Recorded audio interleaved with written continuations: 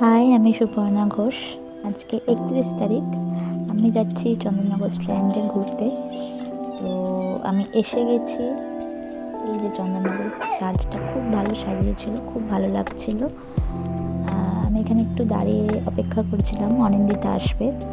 ওর সাথে একটু প্ল্যান ছিল আর কি, একটু ঘুরবো, দিয়ে তারপরে বাড়ি চলে যাবো ১-২ ঘন্টা থেকে। তো ওই যে আমার সখী হাজির, আসছে। মানে লজ্জায় মুখ টুক চাপা দিয়ে আসছে। এত লজ্জা কিসের আমি জানি না। ওর তারপর লজ্জা কোথায় থেকে, যাই হোক। আমরা ফুচকা খেলাম, পাপড়ি চাট খেলাম।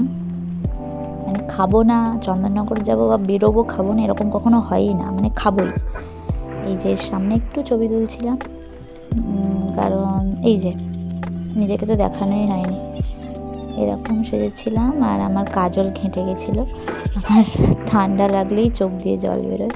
ও চা খেলাম, মানে এত তাড়াতাড়ি ভিডিওগুলো চলে যাচ্ছে কী বলবো। আর অনির কালকে মানে ১ তারিখে জন্মদিন, তাই একটু মিষ্টি মুখ করিয়েছিলাম। এরপর একটুখানি থেকেই বেরিয়ে গেছিলাম। এই যে অটো পাইনি, তাই টোটো করেই যাচ্ছি। এরপর আবার একটা জায়গায় প্রোগ্রাম আছে, মানে আমাদের বাড়ির সামনেই, সেখানে যাব। এই যে প্রোগ্রাম দেখতে এসেছি।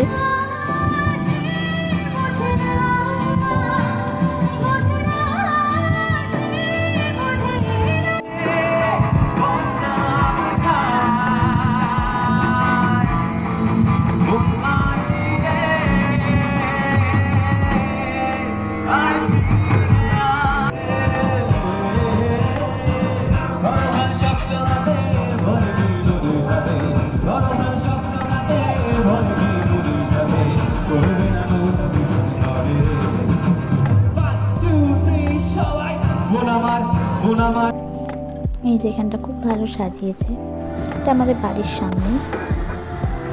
এখন হচ্ছে 12টা বাজে, তাই এত বাজে হচ্ছে। হ্যাপি নিউ ইয়ার সবাইকে। বেশ ভালো লাগছিল। এরপর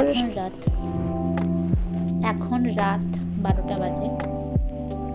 1 তারিখ হয়ে গেল, জানুয়ারি মাসের 1 তারিখ 2025 সাল।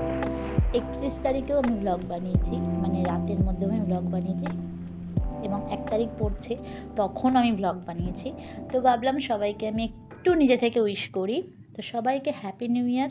সবাই সুস্থ থেকো, ভালো থেকো, সবার সাথে থেকো, পজিটিভভাবে থেকো, আনন্দে থেকো, নিজের কাজের সাথে থেকো, পরিবারের সাথে থেকো, প্রিয়জনদের সাথে থেকো, আনন্দে থেকো, এটাই চাই।